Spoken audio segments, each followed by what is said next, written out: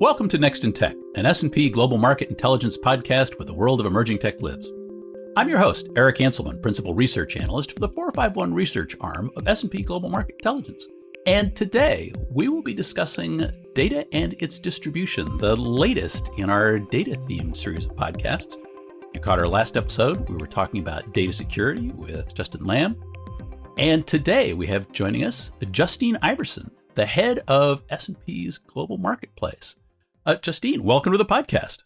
Thanks for having me, Eric. Super excited to be here.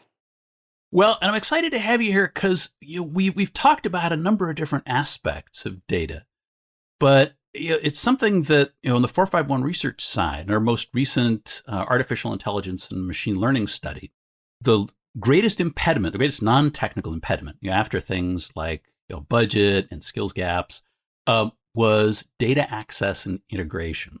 And it's one of those challenges that I think we keep seeing over and over again in terms of effectively moving better decision-making projects forward and really taking advantage of the benefits of AI and ML. And I'm guessing this is probably something that you've seen in decision-making environments as well.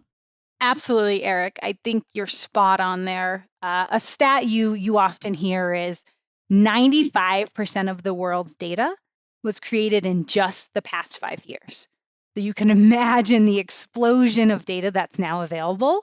And that's super exciting, right? More data equals more insight and more information is what people think. But to your point, there's a huge challenge of being able to connect that data, bring it into their systems or portals or technology tools they're using to actually uncover insights from that.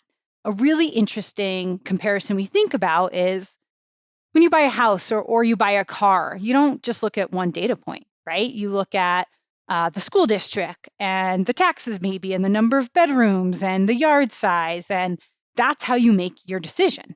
And it's the same thing in the market for our clients. They need various data points to be able to make those decisions. And without all of that connected and integrated in a single way, it's really, really challenging to do that. So that's definitely a big pain point we see. And I think, I can even speak to an example we've seen here at S&P Global. I think you've had the Kensho team on the podcast before, and they're indeed, yeah.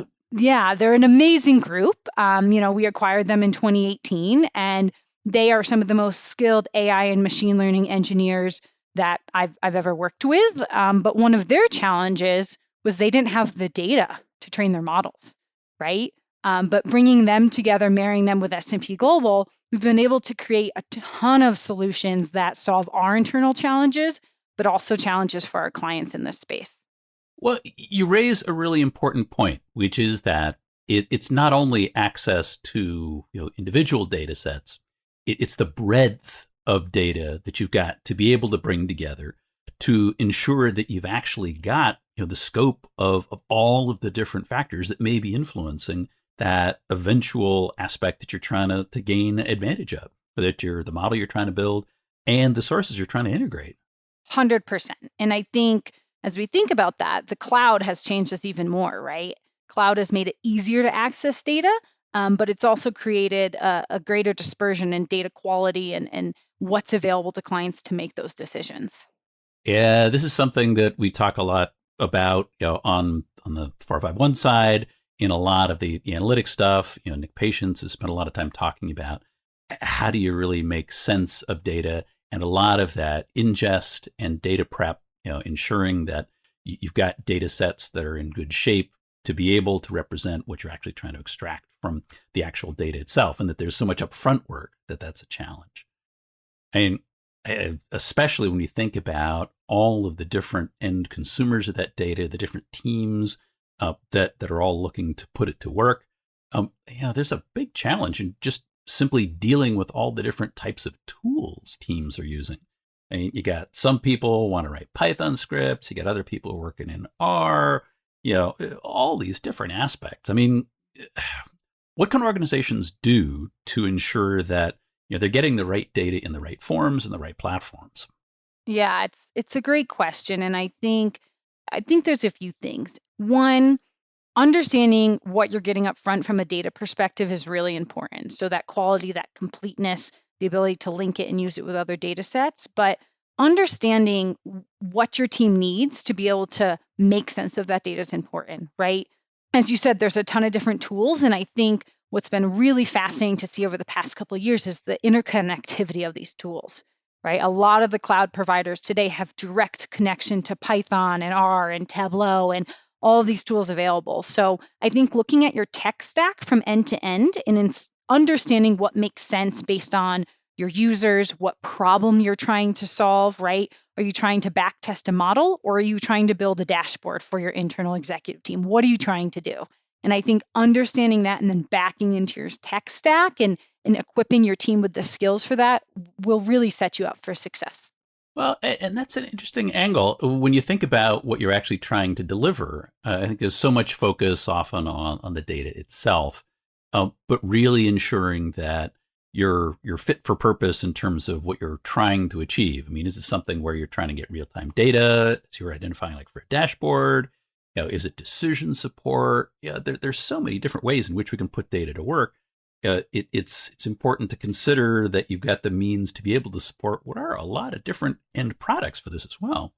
Definitely. As you think about data, I think sometimes people say data is going to be the magic bullet, right? That's gonna just give me that edge to get ahead. And while we are firm believers in that, most important point is to start with what you're trying to solve.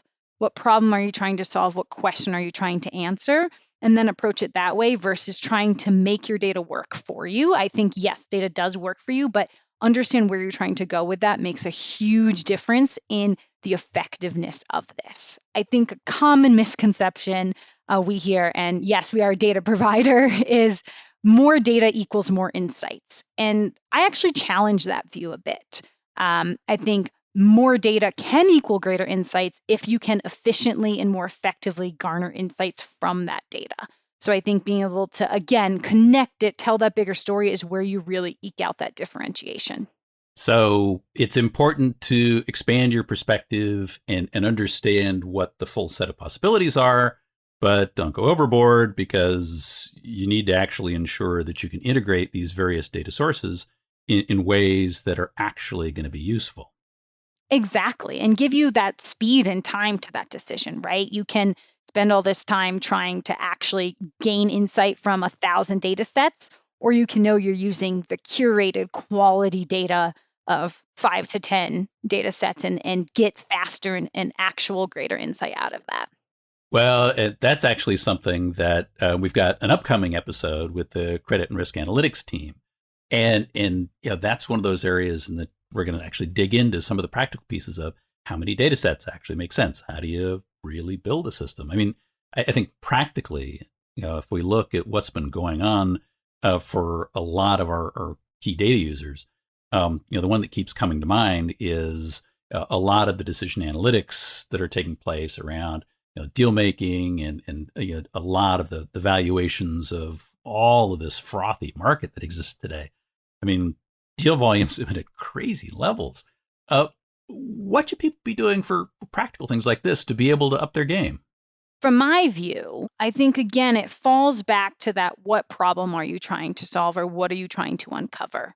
And from there, it's finding those data sets that will save you that time on the back end, right? So are you using data providers or data that is clean, that is structured, that is linked, that is delivered in a way that you can bring it into your system and portals without spending all of your resources simply, ingesting data.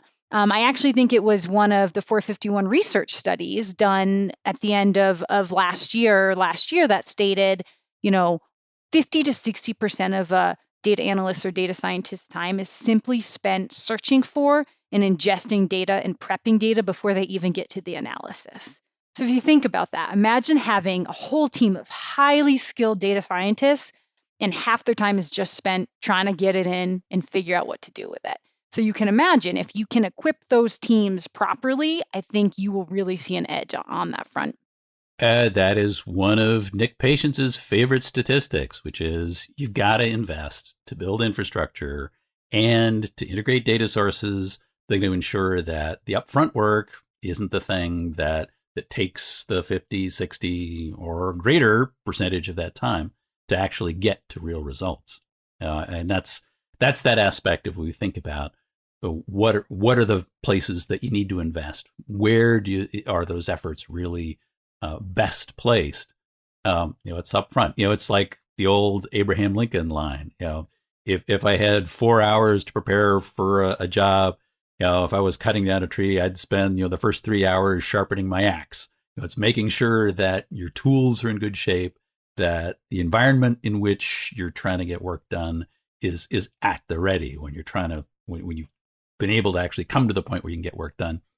And by working with capabilities and data sources that have done that work for you, hopefully you can get to answers all that much faster. Couldn't agree with you more on that one, Eric. So we've got a herd of different data sets, lots of different perspectives.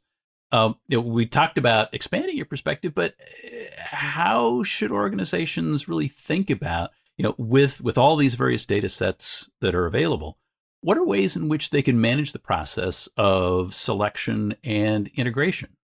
Yeah, I'm going to be a little bit biased in my answer here. As you started out, I am the head of the S&P Global Marketplace, and I think marketplaces and tools like that have completely changed the game. I think historically, data purchasing, especially in a bulk delivery way, right, via an FTP, an API, cloud, historically, that was a very hands-on, intensive commercial process, a lot of back and forth on questions and understanding history and how the data could link and how you could use it and the geographical coverage, all these things that are really, really important in the data buying process is now at your fingertips. And I think that completely changes the game as we think about speed to market, speed to being able to make that purchasing decision. So I think one, that is a great tool. I also think as we think about integration, goes back to what you were saying. Investing in the upfront part is really important, right? There's been a huge migration from on-premise to cloud and all of these things. And so making sure you are set up to manage that is really important for your team. So something we've seen, there's a historical bias or a historical reality of there's data silos within organizations. And I think that makes sense in certain organizations. There has to be. But a lot of organizations, there doesn't have to be. So how can you break those down internally? How can you make it easier for everyone across your organization to access that data when you are bringing it in? And last but not least, again, I think it's really important where you're getting your data from. You have your own internal data, but any external data, what's the source? What's the support model of that data, right? As you're using all these data sets, you're not going to understand every nuance of it. So is there a strong support model? Is there a quality program to ensure that data is up to snuff and can meet your needs? I think those are all considerations that can really help some of those challenges associated with utilizing a lot of different data sets. You have touched on one of those things that I know podcast listeners keep hearing me say this over and over and over again. But one of the most powerful things about tech is that we've got the ability to raise the level of abstraction with which we deal with problems, and to get away from the very low level. I'm just going to get a blob of data. I'm going to expect that I have to do all of the upfront cleaning, rationalization, processing, all those pieces, to moving to an advantage where you actually have a platform where you can do the ingest at a high level, where you know where that data is coming from. You've got, you have some confidence that it's already in a condition that you can put it directly to work. It's the power of that abstraction that lets you raise your game and more importantly, deal with scale. And when we think about the levels of market activity that are taking place now, the speed with which all sorts of decisions have to get made, organizations have to get to a point at which they're able to operate at greater scale without requiring that they scale up their organizations. There are options here that they can put to work and really ensure that they can raise their game in ways that make a lot of sense for their teams as well. You bring up a point. I was at a conference last week, and there's a presentation on the fintech space, and there was a stat that there are 31,000 fintechs globally. So think about that. There's 31,000 companies that can help you make this easier, right? And they have a big range, right? There's some that are providing these very technical tools for very niche workflow, but there's some that are providing solutions for the low no code area. And they really cover the whole gamut and the whole spectrum there. So I think being smart in your partnerships, being smart with your talent, being smart with your tech stack can really set you ahead in all of these arenas. Oh, well, and low and no code is yet another abstraction that allows us to now move those decision-making tools out to a much broader audience. So in fact, you can start to put those sorts of decision-making tools directly into the hands of the people who are actually wrestling with the problems, as opposed to having to find the appropriate data teams, which are already in short supply, and really, once again, raise your game by raising level of abstraction. Yep, 100%. So what should organizations be planning for? We've come from a world in which it was a novel thing to be able to suck a bunch of data into a Jupyter notebook and a lot of sort of cool whiz-bang pieces. But now we've got a world in which there are platforms and capabilities, markets of data that can help them understand what they can do in new and better ways. How should they be thinking about putting this together? And with an eye to the future, where do you think this is going? Yeah, I think the first area is really planning for that next generation of employees. I think as we look at the current current workforce, current technical aptitude, there's a range. There's been a lot of upskilling happening and an ability to kind of ingest these tools and use these tools and use this data. But that next generation, they are all gonna know how to do it, right? I know middle school and high school kids that probably are more proficient coders than myself. And so that is very, very interesting as you think about your organization and how you're preparing it for the next generation, because everyone's going to have access to that talent. So I think that's one thing, is preparing it. And again, that goes back to your tech stack, to your data quality, to your data silos, or hopefully lack of those data silos when you can, to make access available. I also, again, think that fintech space is really interesting. I think there's a ton of opportunity for partnerships or collaboration and using these tools to set your business forward. Because again, at the end of the day, competitive pressures are going to continue. No matter what space you work in, markets are moving faster. Decisions are being made faster. There's more information to make better decisions. So any way that you can differentiate and utilize data in these tools to do it, you're going to be a step ahead. Well, it's making ourselves efficient enough to be able to deal with scale, and maybe counting on the idea that kids start coming home from first grade with some really cool looking Tableau plots. It's amazing what I see happening at a younger and younger age. It is amazing. Yeah, it'll be a different image hanging on the fridge of the future, I think.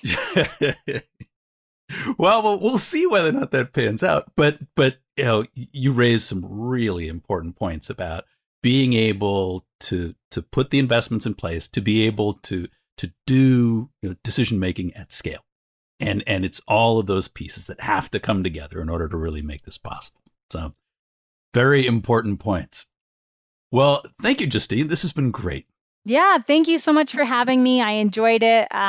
Love talking about data and how bringing it all together and, linking, formatting it, structuring it, and delivering in a way that's easy. It's near and dear to my heart and that of my team. So thanks so much for having me. Well, and critical to being a data-based business. We talk in so many different areas about digitization. And hey, guess what? It's all about the data. Many thanks. Well, that is it for this episode of Next in Tech. Thanks to our audience for staying with us. And lest anyone think that I'm just out here making all this stuff sound great by myself, I want to thank our production team. That includes Carolyn Wright, Katerina Yacoviello, Ethan Zimmon on the marketing and events teams, and our studio lead, Kyle Cagnolosi. Thanks to all of you for making the podcast what it is. I hope that you will join us for our next episode, where we will be talking about consumer ESG with Cheryl Kingstone. Hope you'll join us then, because there is always something next in tech.